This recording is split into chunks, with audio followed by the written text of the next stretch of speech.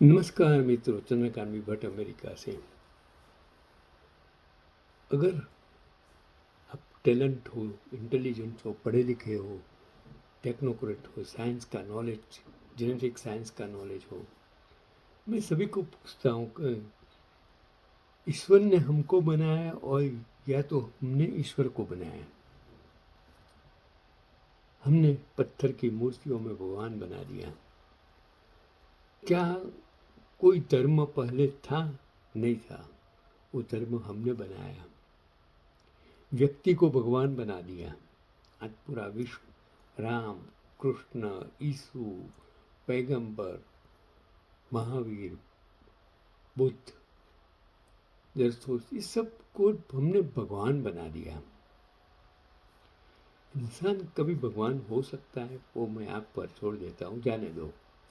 इसी तरह हमने भी जात पात धर्म सब कुछ हमने बनाया और हमने ही हमारी सोच बदल दी। हमने वो गीता में सिखाया कि 4 वर्ण प्रथा, ब्राह्मण, वैश्य, शूद्र, क्षत्रिय, यह किसने बनाया? हमने। क्योंकि हमने कर्म आधारित वर्ण प्रथा बना दी, जो गलत चीज है। आज पूरा विश्व बदल रहा है, टेक्नोलॉजी बदल। जब वो टेक्नोलॉजी नहीं थी, जब ज्ञान नहीं था, जब नॉलेज नहीं थी, नहीं समझ नहीं थी, तब हम पृथ्वी के बारे में नहीं जानते थे। ग्रह आज मानव चंद्र तक पांव रख के आ जाते हैं, मंगल तक ग्रह चला जा रहा है, वो सैटेलाइट रॉकेट भेजा जा सकता है, मंगलयान भेजा सकता है। चलो, मैंने एक आर्टिकल्स पढ़ा कि राजपूत मुस्लिम कैसे बने। राजपूत कौम युद्ध में अपनी बहादुरी के लिए, मैंने आर्टिकल्स पढ़ा, ये सोचा कि चलो, जो अच्छा मुझे लगता है कि राजपूत कौम युद्ध में अपनी बहादुरी, क्योंकि राजा था, राजा लोग थे, युद्ध करते थे, अपनी बहादुरी के लिए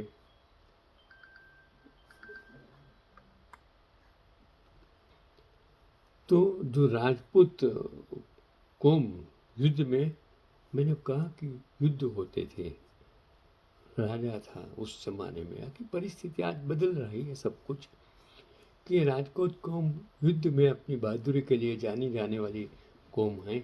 इसलिए भी अक्सर सोचता था कि हमारे राजपूत पूर्वजों के जबरन मुसलमान बनाए जाने की जो अफवाहें सुनी जाती हैं, वो सच कैसे हो सकती हैं। जबकि राजपूत युद्ध में हारने के बाद अपमान भरा जीवन जीने की बजाय खुद अपना गला काटकर आत्म बलिदान देना पसंद करते थे। और इतिहास में ऐसे अनगिनत उदाहरण मिलते हैं।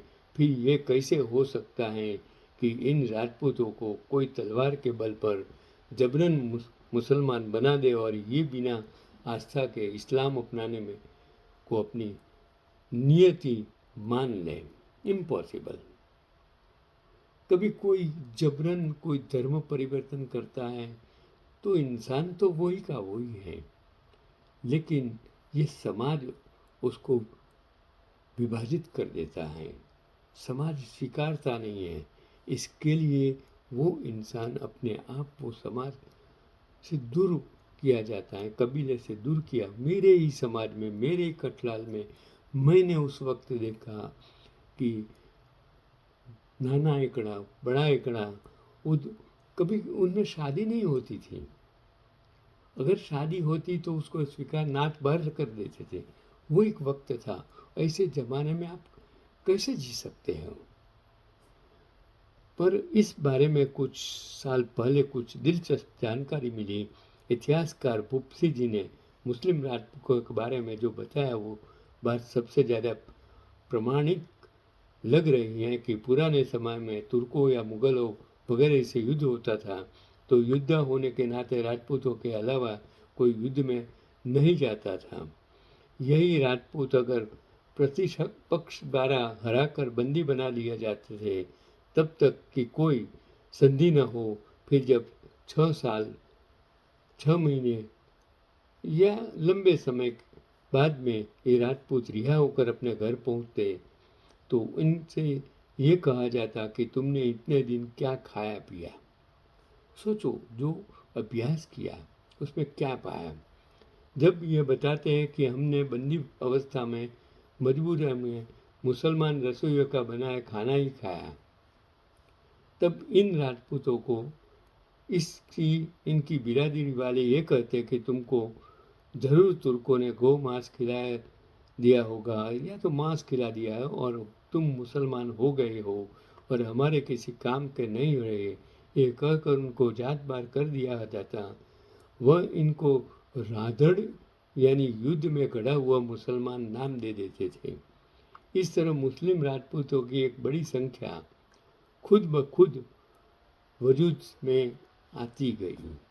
जो समाज ने जिन लोगों को स्वीकारा नहीं वो उसकी एक अलग पहचान समाज में आने लगी। यूं ही एक दूसरे राजपूत समुदाय के पुराने जानकार गुलाब सिंह राजपूत ने मोहम्मद अली जिन्ना के पूर्वजों के बारे में बताया कि किस तरह जिन्ना के पूर्वज हिंदू राजपूत थे और गरीबी के कारण मछली बेचने का काम करने लगे, जिसे देखकर उनकी बिरादरी ने उन्हें जात बाहर कर दिया।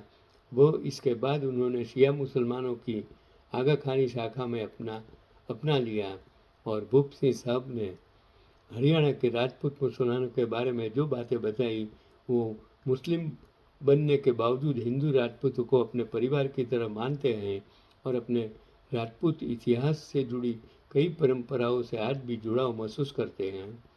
वही बात पूर्वी उत्तर प्रदेश के बसे मुस्लिम राजपूत खानजादा बिरादरी में भी पाई है कि खासकर शादी ब्याह में जुड़ी उनकी परंपराएं राजपूतों को वाली ही हैं। और ये सब देखकर लगता है कि किसी मुसलमान शासक ने जबरन राजपूत पूर्वजों को उनकी पुरानी परंपराओं से नहीं काटा था, बल्कि हमारे पूर्वजों ने खुद को अपनी पुरानी परंपराओं से बरसक जुड़े रखने की कोशिश की। लेकिन पूर्वजों जो हमारे उनके थे, जो अशुद्ध मानकर जात बार कर देने की वजह से उन्हें मुस्लिम पहचान को अपनाना पड़ा था। आज भारत और पाकिस्तान में अगर जाति के लिहाज से देखें तो मुस्लिम राजपूतों की संख्या वाली जातियां से कई ज़्यादा ही ठहरेगी, ऐसा हमको लगता है। और मुसलमानों के एक बहुत बड़ा प्रबुद्ध वर्ग मुस्लिम राजपूतों में से भी आता है, जिनका इतिहास किसी तलवार के बल पर जबरन धर्म परिवर्तन के तमाम किस्सों को झूठा साबित कर देता है। मैं भी सबको कहता हूँ कि आज पूरा विश्व बदल गया है। कोई लड़की कोई भी धर्म की, कोई भी जाति की अगर ब्राह्मण में शादी करती है तो वो ब्राह्मण हो जाती हैं। वो बनिया में शादी करती है तो बनिया बन जाती है। मुसलमान में शादी करती है तो मुसलमान बन जाती है। क्रिश्चियन में शादी करती है तो क्रिश्चियन बन जाती हैं। वो हमारे समाज की एक बनी बनाई सोच है, क्योंकि दुनिया पहले से पुरुष प्रधान है और पुरुष का जो भी है वो शादी के बाद स्त्री को एक्सेप्ट करना पड़ता है। हम एक ही समाज में भी कितने कितने कितने कितने अलग अलग फांटे हैं जो मैंने मेरी 4,000 कुटुंबों की, आज से सबसे ज़्यादा 4,000 कुटुंब होंगे, उसमें भी मौड़ी वाले, मतलब वो सरसमणी वाले, कठलाल वाले, कपड़न वाले, मेमदावाद, ये सब अलग अपनी पहचान बनाते हैं। लेकिन जो आज अमेरिका में आ गए, परदेशों में आ गए हैं, वो सब भूल गए, उनके बच्चे हैं, वो सब भूल गए हैं कि वो कहाँ के हैं। खुद मैं अभी मेरे दादा के पहले की पीढ़ियाँ कहाँ रहती थी, क्या करती थी, आज मेरे पास कोई नॉलेज नहीं है। अगर उस टाइम टेक्नोलॉजी होती तो वो टेक्नोलॉजी की वजह से मैं उसे ढूंढ पाता, लेकिन वो टेक्नोलॉजी नहीं थी। जैसे आज राजकारण में बैठे लोग कहते हैं कि 70 साल पहले कुछ नहीं हुआ। अरे भाई गधे, तुम लोगों को ये पता नहीं है कि जो चीज़ आज है वो पहले नहीं थी, और जो चीज़ पहले नहीं थी तो कैसे कर सकते हैं। आज़ादी के पहले जो कम्युनिकेशंस नहीं था, आज़ादी के पहले ट्रांसपोर्टेशंस नहीं था, राजे रजवाड़े हो, इस बीच इन लोगों ने जो आंदोलन किया और आज़ादी दिलवाई, इनको आप गलत साबित करने की कोशिश करते हो।